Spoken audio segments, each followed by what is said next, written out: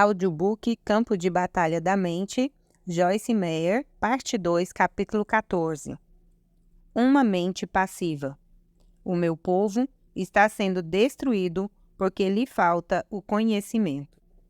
Oséias 4:6.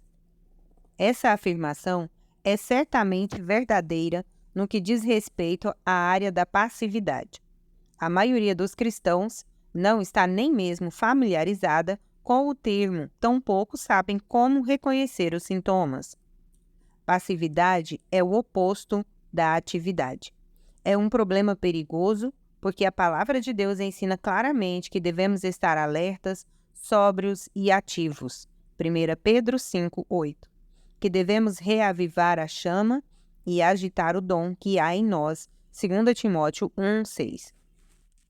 Tenho lido várias definições da palavra passividade e a descrevo como ausência de sentimento, uma ausência de desejo, apatia geral, indiferença e preguiça. Espíritos maus estão por trás da passividade. O diabo sabe que a inatividade, o insucesso para exercitar a vontade, significará a completa derrota do crente. Enquanto uma pessoa está se movendo contra o diabo, usando sua vontade para resistir-lhe, o diabo não ganhará a guerra. Entretanto, se entrar em um estado de passividade, ela estará com sérios problemas. Tantos crentes são tão governados emocionalmente que qualquer ausência de sentimento é tudo do que precisam para que parem de fazer o que foram ensinados a fazer. Eles louvam se sentirem vontade, doam se sentirem vontade. São fiéis ao que dizem se sentirem vontade. E se não sentirem vontade, não fazem nada.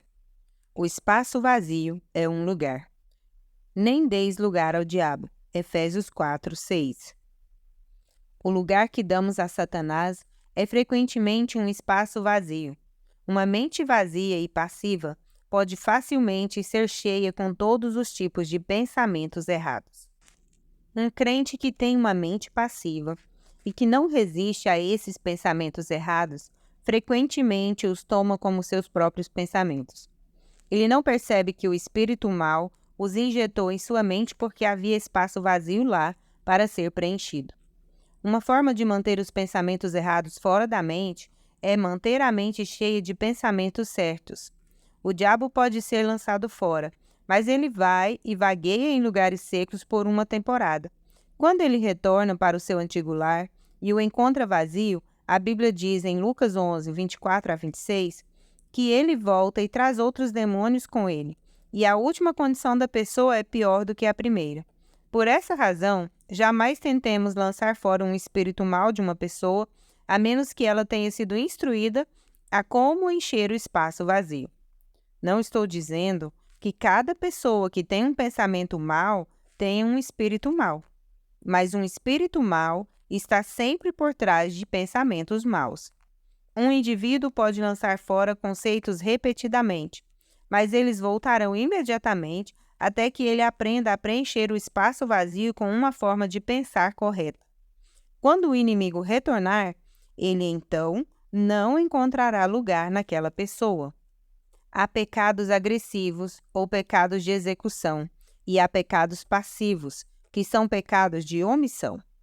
Em outras palavras, há coisas erradas que fazemos e há coisas certas que não fazemos.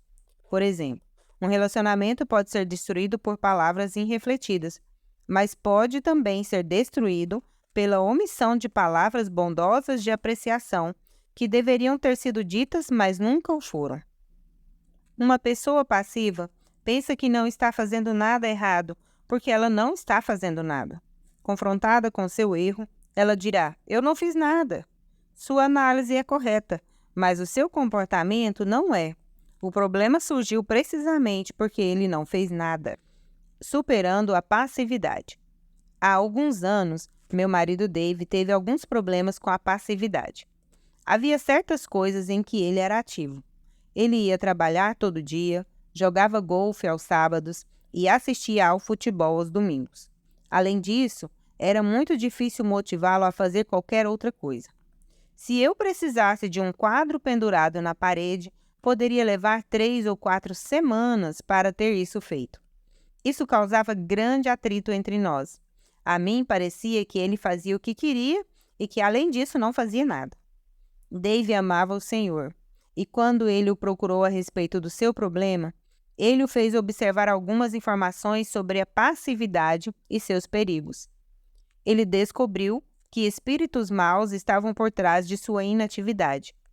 Havia certas áreas em que ele não tinha problemas porque havia mantido sua vontade naquelas áreas, mas em outras áreas ele tinha basicamente, pela inatividade, entregue sua vontade ao inimigo. Ele era oprimido naquelas áreas e tinha se movido a um lugar onde ele não tinha qualquer desejo, qualquer eu quero, nenhuma motivação para ajudá-lo a realizar certas atividades. O estudo da palavra de Deus e a oração eram duas outras áreas nas quais ele era passivo. Como eu sabia que ele não estava buscando a Deus por direcionamento, era-me difícil ouvi-lo. De qualquer forma, eu tinha um problema de rebeldia. E você pode ver como o diabo usou nossas fraquezas contra nós mesmos. Muitas pessoas estão divorciadas exatamente por causa de tais problemas. Elas realmente não entendem o que está errado. Na verdade, eu era muito agressiva. Eu estava sempre correndo na frente de Deus, na carne, fazendo minhas próprias coisas e esperando que o Senhor as abençoasse. Dave não fazia muito, exceto esperar em Deus, o que me irritava seriamente. Agora nós rimos quando pensamos em como costumávamos ser, mas naquela época não era engraçado. E se Deus não tivesse chamado nossa atenção, poderíamos ser mais uma daquelas estatísticas de divórcio. Dave me dizia que eu estava sempre na frente de Deus e eu respondia que ele estava sempre a 16 quilômetros atrás de Deus. Eu era muito agressiva e Dave era muito passivo.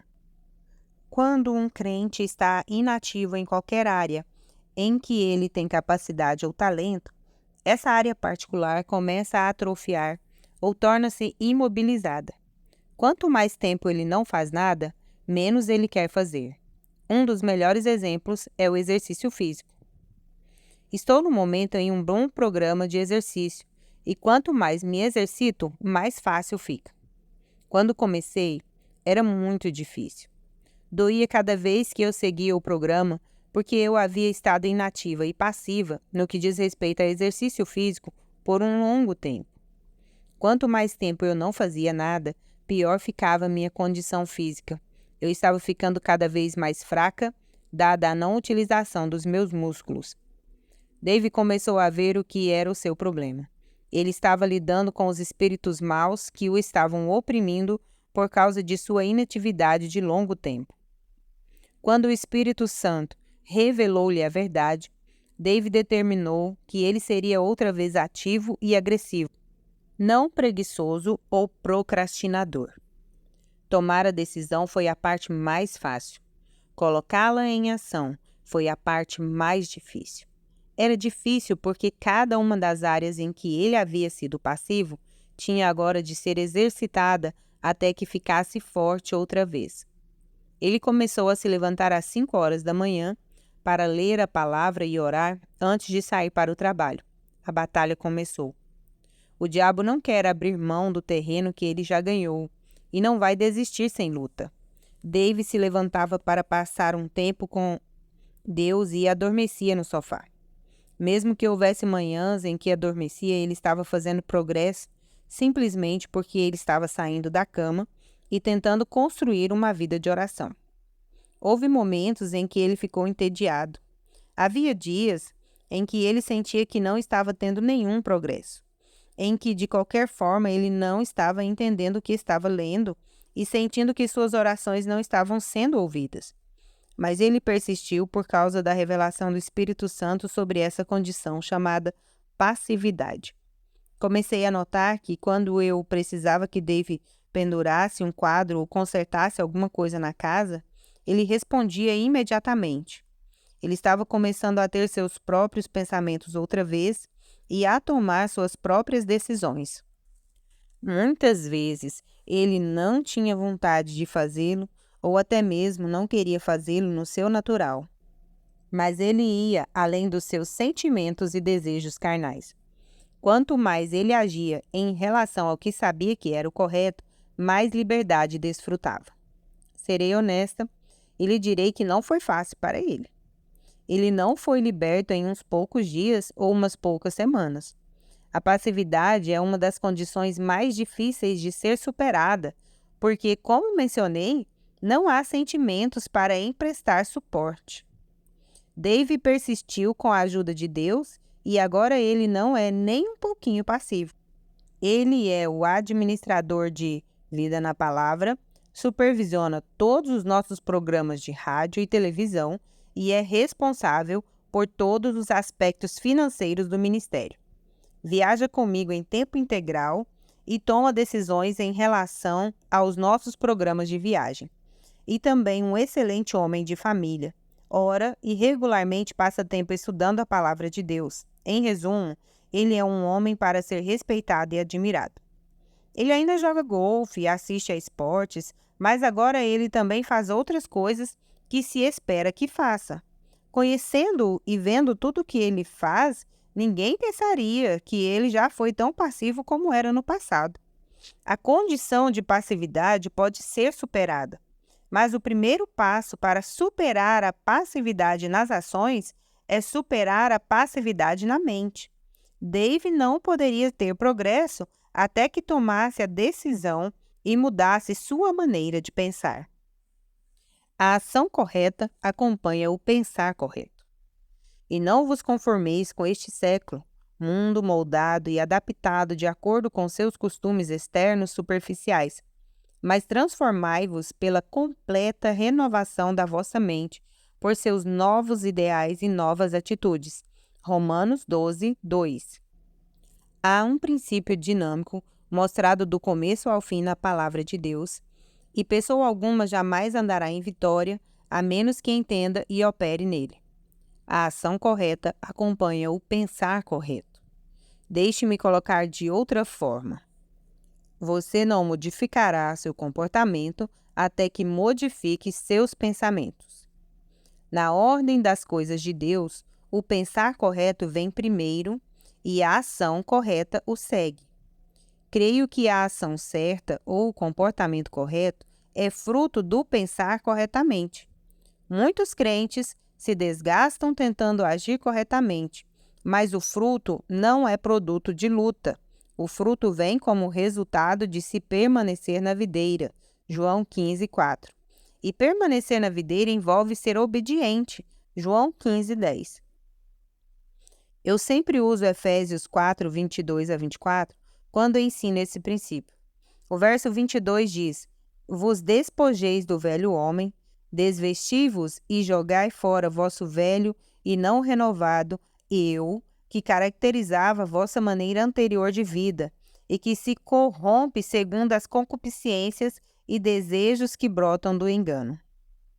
O verso 24 continua o pensamento dizendo: E vos revistais do novo homem, o eu regenerado, criado segundo Deus, em justiça e retidão, procedentes da verdade. Assim vemos que o verso 22 basicamente nos diz para pararmos de agir inadequadamente e o verso 24 nos diz para começarmos a agir adequadamente. Mas o verso 23 é o que eu chamo de ponte bíblica. Ele nos diz como ir do verso 22, agindo inadequadamente, ao verso 24, agindo adequadamente. E vos renoveis constantemente no espírito do vosso entendimento, da vossa mente, tendo uma nova atitude mental e espiritual. É impossível ir de um comportamento errado a um comportamento correto sem primeiro mudar os pensamentos. Uma pessoa passiva pode querer fazer a coisa certa, mas ela jamais conseguirá isso a menos que ative sua mente propositadamente e a alinhe com a palavra e a vontade de Deus. Um exemplo que me vem à mente envolve um homem que certa vez foi para a fila de oração em uma das minhas conferências. Ele tinha um problema com a luxúria.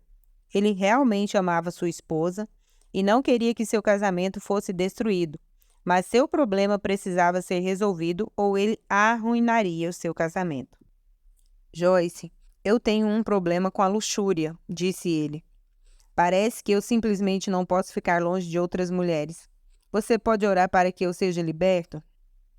Eu orei muitas vezes, mas parece que jamais conseguirei algum progresso.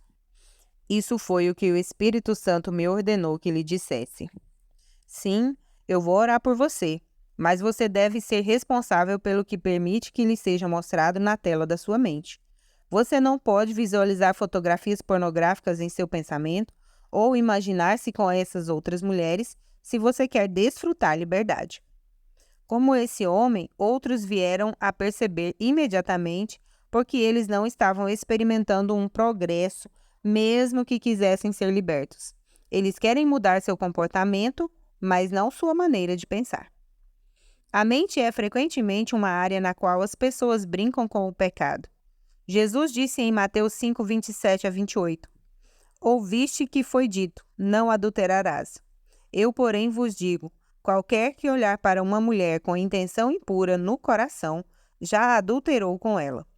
O caminho para ações pecaminosas é pavimentado com pensamentos pecaminosos. Uma mulher que participou do meu primeiro estudo bíblico doméstico tinha entregado sua vida ao Senhor e queria que seu lar e seu casamento fossem consertados.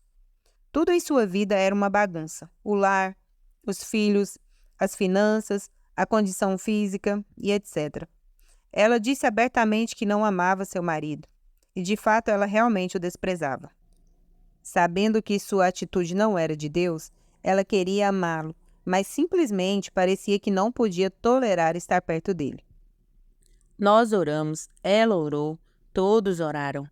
Compartilhamos a escritura com ela e lhes demos fitas para ouvir.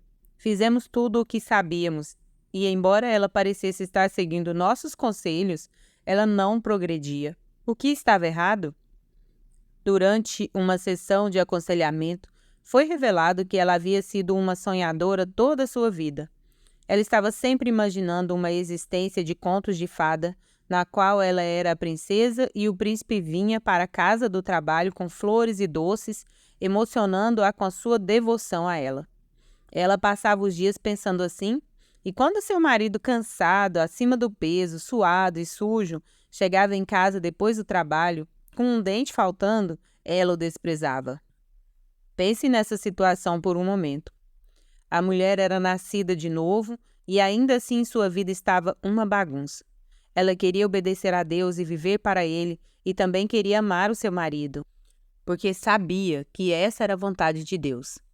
Ela queria ter vitória em sua vida e em seu casamento, mas sua mente a estava derrotando. Não havia como ela superar sua aversão por seu marido até que ela começasse a operar com uma mente sadia. Ela estava vivendo mentalmente em um mundo que não existia e jamais existiria. Portanto, estava inteiramente despreparada para lidar com a realidade. Ela tinha uma mente passiva e, uma vez que não estava escolhendo seus pensamentos de acordo com a palavra de Deus, os espíritos maus injetaram pensamentos em sua mente.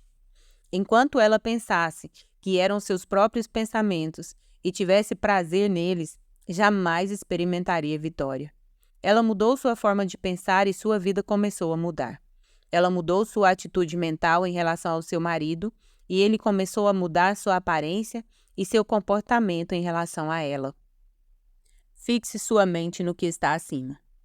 Portanto, se fostes ressuscitados juntamente com Cristo para uma nova vida, portanto compartilhando sua ressurreição dos mortos, buscai e tende como objetivo as coisas, os tesouros ricos e eternos lá do alto, onde Cristo vive, assentado à direita de Deus. Pensai, fixai e mantende vossas mentes nas coisas lá do alto, nas coisas mais elevadas, não nas que são aqui da terra. Colossenses 3, 1 e 2. Observamos outra vez o mesmo princípio. Se você quer viver a vida ressurreta que Cristo providenciou, então busque essa vida nova e poderosa, fixando sua mente nas coisas do alto, não nas coisas da terra. O apóstolo Paulo está simplesmente dizendo que se queremos uma boa vida, Então devemos manter nossa mente em coisas boas. Muitos crentes querem uma vida boa, mas estão passivamente sentados desejando que alguma coisa boa lhes aconteça. Frequentemente, eles têm ciúmes dos outros que estão vivendo em vitória e se ressentem porque a vida deles é tão difícil. Se você deseja vitória sobre seus problemas, se você verdadeiramente quer viver a vida ressurreta, você deve ter força de caráter e não apenas força de desejo. Você deve ser ativo e não passivo. A ação correta começa com pensamento correto. Não seja passivo em sua mente. Comece hoje a escolher os pensamentos corretos.